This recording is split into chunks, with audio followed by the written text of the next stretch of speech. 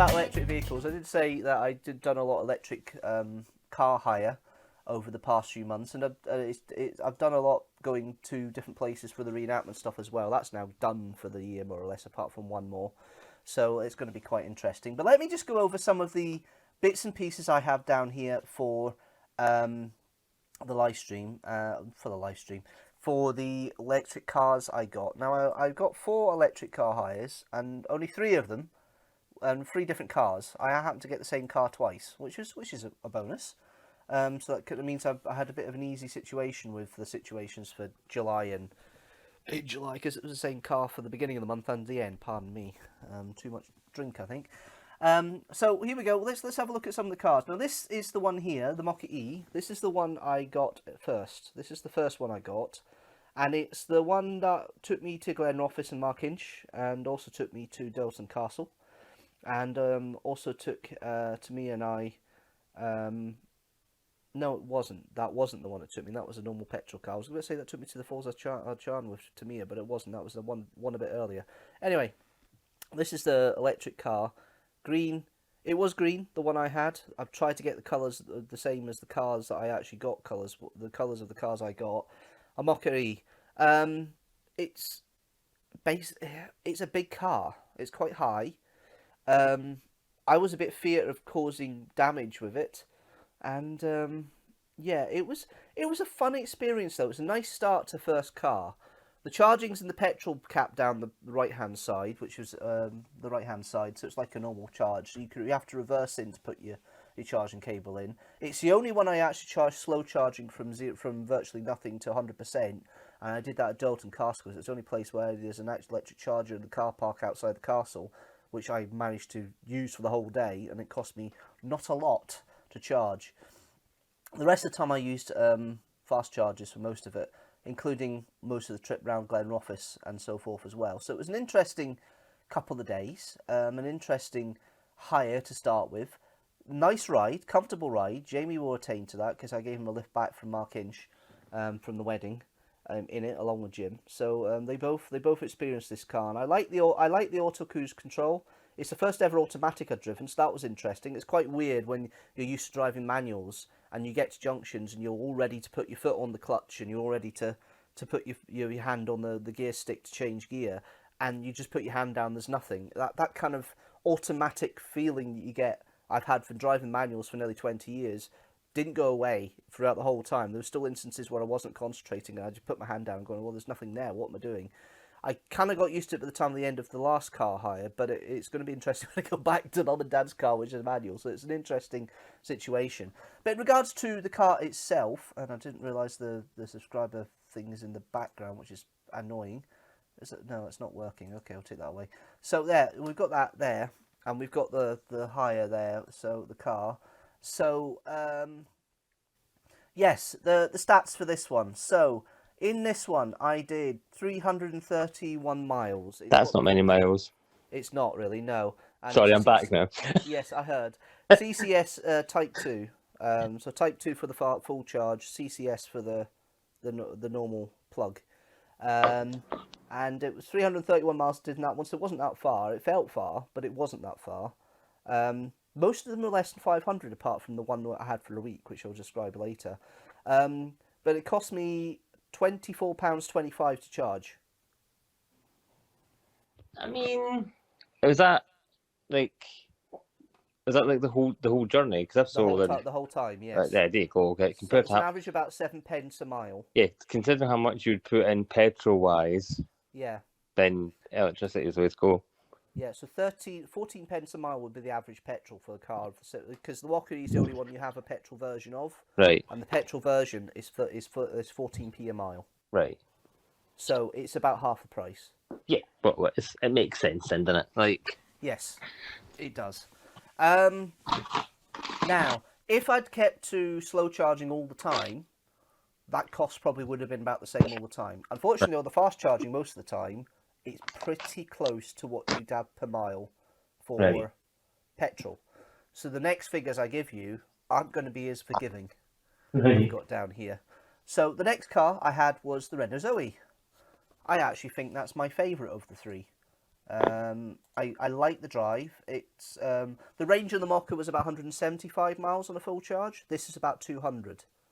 And I actually preferred to have had this going up to Inverness than I did the car afterwards, but I'll describe that in a minute.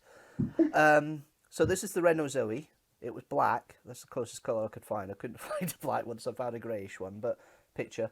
But the Zoe is one of the oldest models out there in regards to electric cars. It's in its third generation now. It's quite a smooth ride. It's a small car. It's what I'm more used to. I was more nimble in it. I quite liked it. It's quite powerful. Decent range, as I say.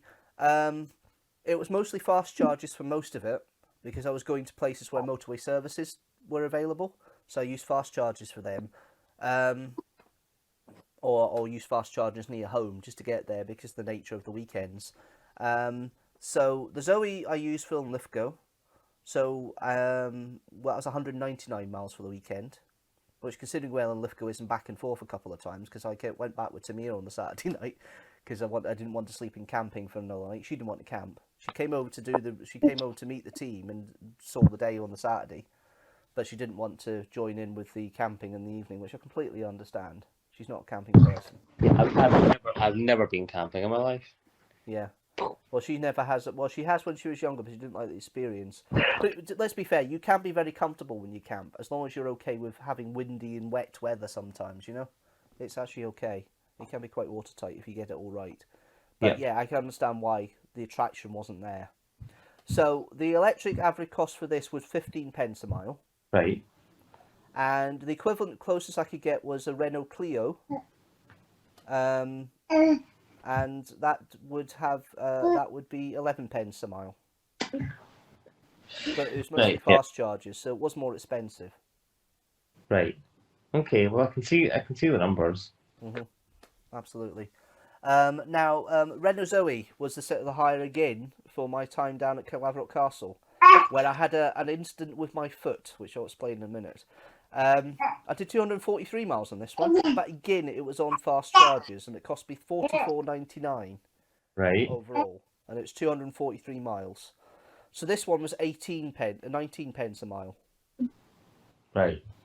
And again, it was about 11. It would have been about equivalent of about 12 pence a mile if he was doing it by petrol. Right. Yeah. Okay. So not far off. Not far off, but you got to remember these are fast charges. They're 50 kilowatt fast charges. That's about as fast as you can go to charge up. Is that just so you can leave quicker? Yes. Right. So you can get to 80% battery in 40 minutes. Right. Okay. Which, considering when you stop and take a break, pee break, coffee, walk. Well, knowing you, every service station's a cup of tea and a pee. So. Yeah. Exactly. So that in that respect, the network's pretty solid when it comes to motorways. Motorway services. So anything south of Perth, you're fine. Anything north of Perth, different matter, and I'll get to that in a minute. But because the Calavrock Castle's down in Dumfriesshire, I could stop at the service stations on the M74, which I duly did.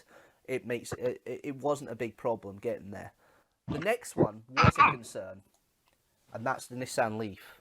Now, of course, this is the famous one. This is what everybody knows. The Leaf and the Zoe are the two cars that everybody's aware of as electric cars, as basics. It is the oldest model, the oldest type. This is the second generation I drove. It's about that colour. It's a little bit darker. This one uses a different type of charging connection for the fast charging called CHAdeMO. Mm-hmm. Now, that's not as frequent in charging networks, and it's not exactly the best thing to be going up the A9 with. Because the A9 does have fast charges, but they don't have a lot. So if one is broken, you have to work driving another 30 miles to get to the next one. Oh. So it's a bit more of a stress. In case you're out of energy. Yeah. So 150 miles is what it advertises. Its counter says about that, but it starts having a hissy fit at about 120. Yeah. You're running out. Yeah. Like anything, which I had experience of when we went down to Beamish, because I was doing a gig in St Andrews, and then we came down to St Andrews, went to Dunbar for something to eat at a pub just off the A1, which had a fast charging, which was fine. But we were just coming through Newcastle to get to Stanley, and it started beeping like buggery. And I'm going, sorry, boing. Thank you. It was beeping like so much, and I was panicking. And I got there with 2% battery to a fast charger at a service station. So, and we spent 20 minutes there waiting to get enough to get us to Stanley, and then I charged properly the next day once I'd been to Beamish. So I got enough, but that sort of experience wasn't helpful. It doesn't also help that they were supposed to have a set of new fast chargers up at Broxburn near Perth. And they've only still got the one fast charger there because they were building them up. I went up in February to recce it. Yeah. I went up that way. No, it was in May. I went up in May on the way up to Spiny Palace to recce it in preparation, knowing I had these electric cars, and they weren't there. You know, but the chargers were there then, but they disappeared by the time I turned up in August. It's kind of great. I'll have something to eat there. I'll go to the Golden Arches, get something to eat, and I'll charge away. No, somebody's in the fast charger, so I couldn't do that. I had to do it at Pitlochry, which is a bit more of a worry. 20 miles away. Yeah. You know, and then got up the road with a little bit enough to spare to get me there. I had to stop again just outside Inverness to get another quick charge to make sure I got to my destination.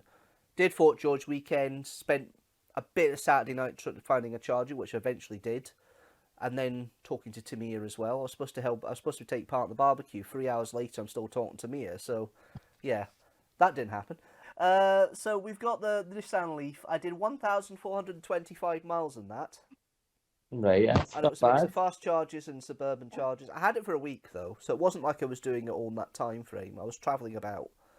I went to Calaverick Castle twice. I went to St Andrews Castle 3 times. I went to Fort George and Inverness. So Was there's this quite a bit of travel. Is this for vlogs, or was this for when you're doing your man at arms, or was This that is the for- Man at Arms reenactment stuff, Right, yeah, right. and the proper event up at Fort George last weekend. So it was quite big. So 11 pence per mile it cost me. Right.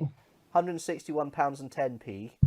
The equivalent for a petrol car would have been 13 pence a mile. Right. Okay. So again, not massively, but better for the environment overall. Better for the environment overall. So I wouldn't want to have an electric car going north of Perth at the moment. It's not worth it because there's just so much stress trying to make sure you get the right charger. Yeah. You are playing blown tummy, aren't you? I'm blowing raspberries on his feet. Yeah. Yes. I know. I was just wondering there if you were just thinking the whole electric idea was just rubbish. No, You know, but- I mean no, no. no. I'm very environmentally friendly. No, I'm entertaining my child with listening to your numbers. But the chargers themselves, I've used 6 different charging points. Charge Place Scotland was the most common. Right.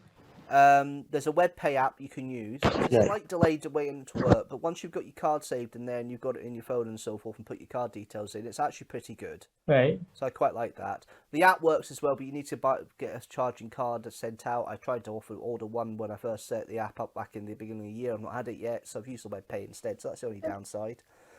PodPoint. The slow charging, you need the app. That's a bit of a pain. Didn't cost me much, but it's a bit of a pain to set up, a bit of a faff. The fast charging, you can tap your card and off you go. That's not bad. The best of the charging networks I've actually found outside of Charge Place Scotland is the Osprey chargers.